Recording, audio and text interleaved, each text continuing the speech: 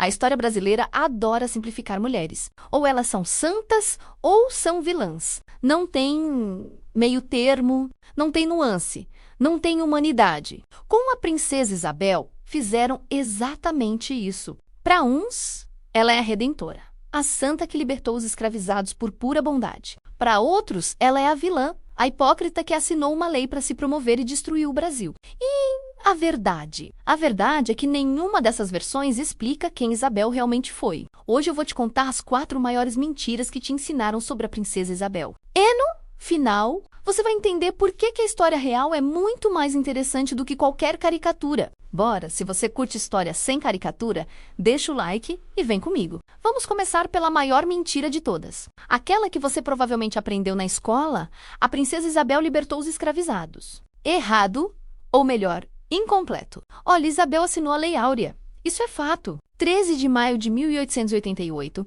ela colocou a caneta no papel e oficializou o fim da escravidão no Brasil. Mas dizer que ela libertou os escravizados é apagar décadas de luta. Quem realmente criou as condições para a Lei Áurea? Escravizados que fugiram, milhares, especialmente nos anos 1880. Quilombos, resistência organizada há séculos. Revoltas, como a Revolta dos Malês, Cabanagem e tantas outras. Abolicionistas, gente como Luiz Gama, José do Patrocínio, André Rebouças, que pressionaram por anos. Imprensa abolicionista, jornais que denunciavam os horrores da escravidão. Caifases, grupos que invadiam fazendas e libertavam escravizados à força. E tem mais. Nos anos 1880, a fuga em massa estava tão intensa que o sistema escravista já estava desmoronando. Fazendeiros não conseguiam mais segurar ninguém. A polícia não dava conta de capturar fugitivos. A escravidão já estava acabando, com ou sem lei. Então, quando Isabel assinou a Lei Áurea, ela não estava criando a liberdade. Ela estava oficializando algo que o povo já estava tomando na marra. Mas isso significa que o gesto dela não importou? Não, porque assinar aquela lei não foi pouco. Foi um gesto político num sistema que cobrava silêncio. Isabel sabia exatamente o que estava fazendo. Ela sabia que ia enfrentar a elite rural que dependia da escravidão, parte da própria família que tinha interesses econômicos e o risco de um golpe que aconteceu um ano depois. E mesmo assim, assinou. Então, qual é a verdade? Isabel não libertou os escravizados sozinha, mas também não foi só uma marionete que assinou o que mandaram. Ela fez uma escolha política consciente. Numa estrutura que punia escolhas assim, a libertação foi coletiva, a assinatura foi dela. E as duas coisas podem ser verdade ao mesmo tempo. A Lei Áurea não caiu do céu. Foi construída por anos de luta. Se concorda, comenta.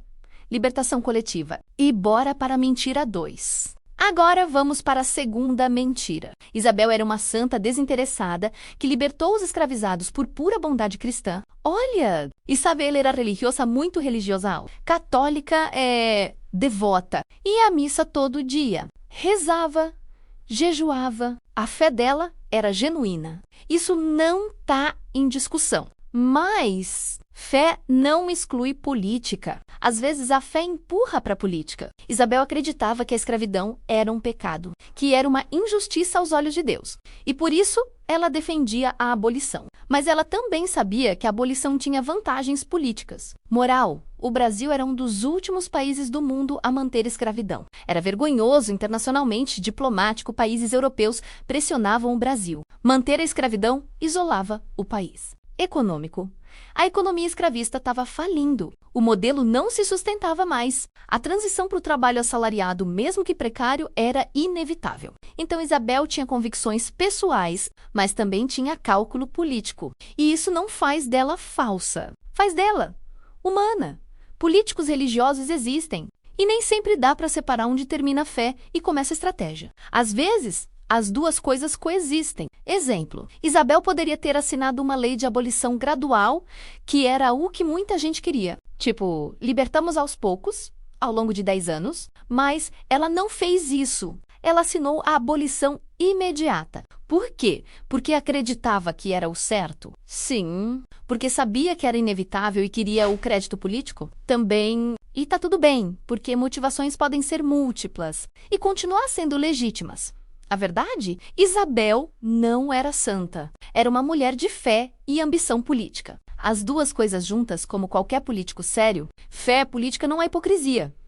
é realidade. Se concorda, deixa o like e bora pra mentira 3. Terceira mentira. Isabel era fraca, manipulada, sem poder real. Só assinou o que mandaram. Essa é uma das mais irritantes, porque tira toda a agência dela, como se ela fosse uma boneca. Vamos aos fatos. Isabel teve educação rigorosa. Diferente de muitas mulheres da época, ela foi preparada para governar. Estudou política, economia, direito, história. Línguas, falava 6 idiomas. Ela participava de reuniões de governo desde jovem. Dava opinião e era ouvida. Isabel foi regente 3 vezes. Quando Dom Pedro II viajava para a Europa, ela assumia o império e governava sozinha. Tomava decisões. Assinava leis, despachava com ministros. E vários historiadores apontam que ela era mais decidida que o próprio pai em algumas questões. Isabel sabia o custo da Lei Áurea. Ela não era ingênua, ela sabia que a elite ia se revoltar. O apoio à monarquia ia cair. Havia risco de golpe. E mesmo assim, assinou. Isso é ser manipulada? Isso é ser fraca? Não. Isso é fazer uma escolha consciente, sabendo das consequências e aceitando pagar o preço. E pagou. 1 ano depois da abolição, em 1889, houve o golpe republicano. A monarquia caiu.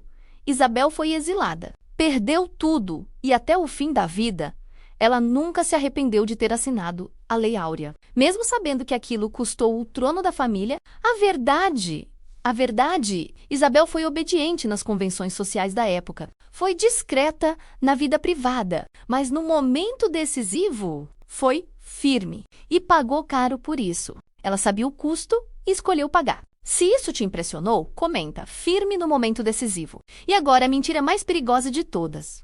Bora!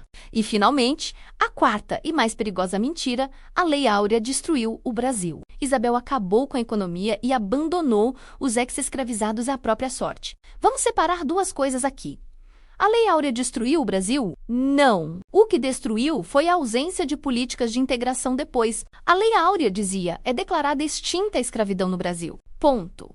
Só isso. Não tinha distribuição de terra, indenização para os ex-escravizados, acesso à educação, programas de emprego, nada. Ou seja, a liberdade foi jurídica, mas não foi material. Milhões de pessoas foram libertadas e largadas sem terra, sem dinheiro, sem emprego, sem nada. E aí sim, houve caos. Mas não porque a abolição era errada, e sim porque foi feita pela metade. Libertar sem integrar é abandono estatal, não excesso de bondade. E a culpa disso é de Isabel? Parcialmente, porque ela podia ter assinado uma lei mais completa, com reparação, com terra, com políticas públicas, mas não fez. Por quê que não fez? Talvez porque não tivesse força política para tanto. Talvez porque ela mesma tivesse limites ideológicos, era monarquista, afinal. Ou talvez porque achou que só a liberdade jurídica já era suficiente. Seja qual for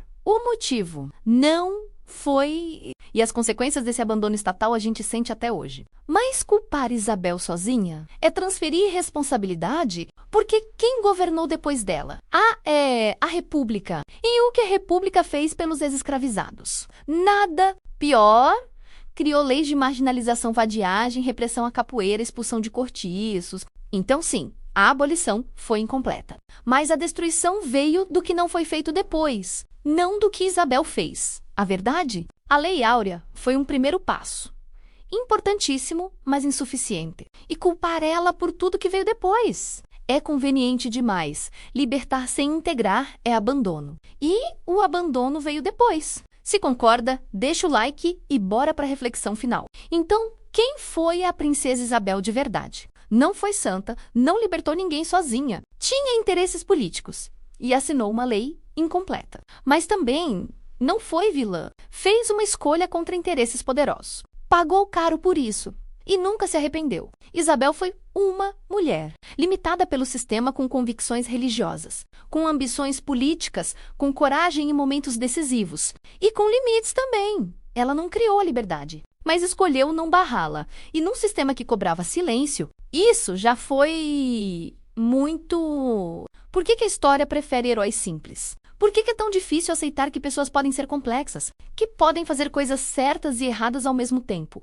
Você acha que a história prefere heróis simples Porque a verdade dá trabalho. Comenta aí. Se você curtiu esse vídeo, se inscreve no canal, ativa o sininho e compartilha com alguém que ainda acha que história é sobre heróis e vilões. Aqui no Era Uma Vez na História, a gente não passa pano, mas também não demoniza. A gente conta a história como ela é, complicada, humana e real. Valeu por assistir e até o próximo vídeo. E lembra, ninguém é só santo, ninguém é só vilão, todo mundo é gente.